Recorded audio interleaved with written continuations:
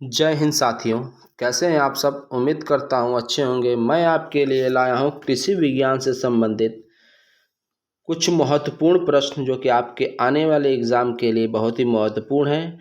अगर आप चैनल पर नए हैं तो चैनल को सब्सक्राइब जरूर कर लीजिएगा दोस्तों। तो आइए चलिए देखते हैं कि कृषि विज्ञान में क्या है। पहले तो चेक करते हैं कृषि विज्ञान की शाखाएँ। कृषि विज्ञान की शाखाएँ में देखते हैं दोस्तों क्या है। तो आइए शुरू करते हैं कृषि विज्ञान की शाखाएँ। सस्य विज्ञान। सस्य विज्ञान कृषि फसलों तथा मृदा प्रबंधों का अध्ययन।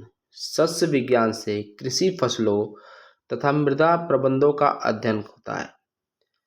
कीट विज्ञान फसलों पर लगने वाले कीटों एवं उनकी रोकथाम के उपायों का अध्ययन होता है कीट विज्ञान द्वारा। पादप रोग विज्ञान फसलों में लगने वाली बीमारियों एवं उनकी रोकथाम का अध्ययन। मृदा संरक्षण मृदा को अपरदन से तथा उसकी उर्वरा शक्ति को नष्ट होने से बचाने के बारे में अध्ययन होता है मृदा संरक्षण। कृषि अभियंत्रण कृषि कार्य में प्रयुक्त मशीनों तथा कल पुर्जों के बारे में अध्ययन। पादप दैहिकी पौधों में होने वाली दैहिक क्रियाओं का अध्ययन। मृदा विज्ञान संबंधी अध्ययन होता है दोस्तों। कृषि जीव विज्ञान फसल से संबंधित जीव रसायनों का अध्ययन होता है। पादप अनुवांशिकी पादप प्रजनन तथा अन्य जातियों के विकास का अध्ययन होता है। हार्टिकल्चर होता है दोस्तों फलों वाली फसलों तथा बागों के प्रबंध के बारे में अध्ययन। सब्जी वाली तथा फूल वाली फसलों का भी अध्ययन हार्टिकल्चर द्वारा होता है दोस्तों। चलिए नेक्स्ट शुरू करते हैं। आइए कृषि किस प्रकार की मानवीय आर्थिक क्रिया है। ये क्वेश्चन बहुत बार पूछा जा चुका है। कृषि किस प्रकार की मानवीय आर्थिक क्रिया है। तो प्राथमिक होगी दोस्तों। भारतीय कृषि अनुसंधान संस्थान कहाँ स्थित है। तो नई दिल्ली में स्थित है। भारत में कुल राष्ट्रीय आय कृषि में से कितना प्रतिशत आता है। भारत में कुल राष्ट्रीय आय मतलब टोटल राष्ट्रीय आय कृषि से कितना प्रतिशत आता है। तो 14.5% आता है दोस्तों। भारत की अर्थशास्त्र का प्रारंभिक क्षेत्र है। तो भारत का अर्थशास्त्र का प्रारंभिक क्षेत्र है कृषि दोस्तों। भारत में हरित क्रांति के जन्मदाता किसे माना जाता है। ये भी क्वेश्चन बहुत बार पूछा जा चुका है दोस्तों। तो हरित क्रांति के जनक MS स्वामीनाथन जी को माना जाता है। आइए दूसरा देखते हैं। भारतीय कृषि अनुसंधान संस्थान IARI की स्थापना कब और कहाँ की गई थी। तो आप देख सकते हैं कि 1905 में बिहार में भारतीय कृषि अनुसंधान संस्थान की स्थापना की गई थी। भारत में कितने प्रतिशत भूमि कृषि कार्य हेतु अनुपयुक्त हैं। तो आप देख सकते हैं 14%। भारत के कुल क्षेत्रफल के लगभग कितने प्रतिशत भूभाग पर कृषि होती है। तो 46% पर होती है। देश का सबसे अधिक संचित क्षेत्र वाला राज्य उत्तर प्रदेश है। भारत में पहला कृषि विज्ञान केंद्र 1974 में कहाँ खोला गया था। तो पांडिचेरी में खोला गया था। कब खोला गया था। तो 1974 में। देश के कुल निर्यात में कृषि का योगदान कितने प्रतिशत है। तो कुल निर्यात में कृषि का योगदान लगभग 18% है दोस्तों। नेक्स्ट पर चलते हैं। विश्व वन दिवस कब मनाया जाता है। तो विश्व वन दिवस मनाया जाता है 21 मार्च को। ये भी क्वेश्चन बहुत ही इंपॉर्टेंट है। हरित क्रांति किस पंचवर्षीय योजना में परिलक्षित हुआ। तो चतुर्थ परियोजना में। देश में हरित क्रांति का प्रारंभ किस दशक में हुई मानी जाती है। तो आप देख सकते हैं 1960 में। भारत में सबसे अधिक कौन सी मिट्टी पाई जाती है दोस्तों। तो सबसे ज़्यादा मिट्टी पाई जाती है जलोढ़ मिट्टी। केंद्रीय चावल शोध संस्थान स्थित है। तो कटक में स्थित है। भारतीय गन्ना शोध संस्थान कहाँ अवस्थित है दोस्तों। तो आप लखनऊ में टिक कर सकते हैं, लखनऊ में स्थित है। केंद्रीय आलू शोध संस्थान कहाँ स्थित है? तो शिमला में स्थित है। केंद्रीय तंबाकू शोध संस्थान कहाँ स्थित है? तो राजमंदुरी में स्थित है। दोस्तों ये सारे क्वेश्चन इंपॉर्टेंट है दोस्तों, बहुत बार पूछे जा चुके हैं क्वेश्चन। चलिए नेक्स्ट क्वेश्चन करते हैं। राष्ट्रीय डेयरी अनुसंधान संस्थान स्थित है? तो आप देख सकते हैं करनाल में स्थित है। प्राकृतिक कृषि का अन्वेषक किसे माना जाता है? प्राकृतिक कृषि का अन्वेषण किसे माना जाता है? तो एम एस रुदवा को माना जाता है। भारत में फसल के प्रकार को निर्धारित किया गया है वर्षा के परिमाण तथा तापक्रम द्वारा। भारतीय दलहन अनुसंधान संस्थान अवस्थित है? तो कानपुर में अवस्थित है। भारत का विश्व में गेहूं उत्पादन में कौन सा स्थान है? तो द्वितीय स्थान है। भारत में किस फसल का सबसे ज़्यादा क्षेत्रफल है? तो धान का।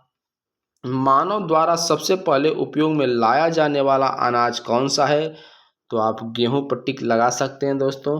चावल के लिए आदर्श जलवायु होता है? तो 200 सेमी वर्षा एवं 25 डिग्री तापक्रम। चलिए नेक्स्ट करते हैं।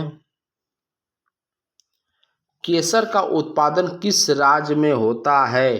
तो केसर का उत्पादन दोस्तों आप टिक कर सकते हैं, जम्मू कश्मीर में सबसे ज़्यादा उत्पादन केसर का होता है। नारियल किस प्रकार का फल है? तो ड्रूप फल का प्रकार है नारियल। चलिए अगला देखते हैं। बगीचों का शहर किसे कहा जाता है? तो बगीचों का शहर दोस्तों बेंगलोर को कहा जाता है। भारत का चावल का कटोरा किस क्षेत्र को कहा जाता है? तो आप देख सकते हैं कि कृष्णा और गोदावरी नदी का डेल्टा क्षेत्र को भारत का चावल का कटोरा कहा जाता है। दोस्तों भारत में झूम कृषि सर्वाधिक किस राज्य में होता है? तो नागालैंड में होता है। गेहूं की खेती के लिए सबसे अच्छी मृदा होती है? तो दोमट होती है। दोस्तों किस फसल को अनाज की रानी के नाम से जाना जाता है? तो मक्का को जाना जाता है, अनाज की रानी मक्का को कहते हैं। किस प्रदेश को सोया प्रदेश के नाम से जाना जाता है? तो ये क्वेश्चन बहुत बार पूछा जा चुका है कि सोया प्रदेश किसे कहते हैं? तो आप देख सकते हैं कि एमपी, जिसे हम मध्य प्रदेश भी कहते हैं। कौन सा फल भारत का राष्ट्रीय फल है? तो राष्ट्रीय फल आपका हो जाएगा आम। किस फल को गरीबों का सेब कहा जाता है दोस्तों? तो आप देख सकते हैं अमरूद को कहा जाता है गरीबों का सेब। चलिए आगे बढ़ते हैं। किसे मसालों की रानी कहा जाता है? तो आप देख सकते हैं इलायची को मसालों की रानी कहा जाता है। सबसे पुराना फल है, सबसे पुराना फल खजूर है दोस्तों। कोकून किसे कहा जाता है? तो कोकून रेशम के कीड़ा को कहा जाता है। दोस्तों ये क्वेश्चन बहुत बार पूछा जा चुका है कि कोकून किसे कहा जाता है? तो रेशम के कीड़ा को कहा जाता है। चीड़ के पेड़ रेजिन से तैयार किया जाता है? तो तारपीन तैयार किया जाता है। आगे देखते हैं। कब खरीफ फसल की बुआई की जाती है? तो जून से सितंबर में खरीफ की फसल की बुआई की जाती है। कब रबी फसल की बुआई की जाती है? तो अक्टूबर से नवंबर में। अक्टूबर से नवंबर में खरीफ की फसल या रबी की फसल की बुआई की जाती है, अक्टूबर नवंबर में। आगे देखते हैं। प्रकाश संश्लेषण क्रिया में जल से बाहर कौन सी गैस आती है? तो ऑक्सीजन आती है दोस्तों। गाजर किसके कारण लाल रंग का होता है? तो कैरोटीन के कारण गाजर का रंग लाल होता है। तो किस शहर को अंगूर का बगीचा कहा जाता है? तो अंगूर का बगीचा नासिक को कहा जाता है दोस्तों। सब्जी तथा फूल वाली फसलों का अध्ययन कहलाता है? तो हॉर्टिकल्चर कहलाता है।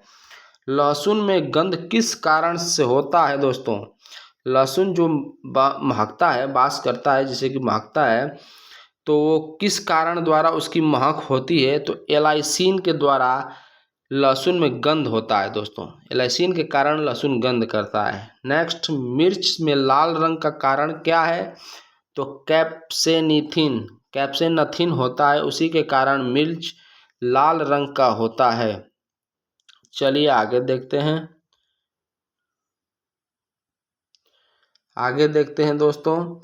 किस राज्य को मसालों का बगीचा कहा जाता है? किस राज्य को मसालों का बगीचा कहा जाता है? तो केरल को कहा जाता है दोस्तों। चावल का कटोरा किस राज्य को कहा जाता है? तो छत्तीसगढ़ को कहा जाता है। कपास के खेती के लिए कौन सा मिट्टी उपयुक्त होती है?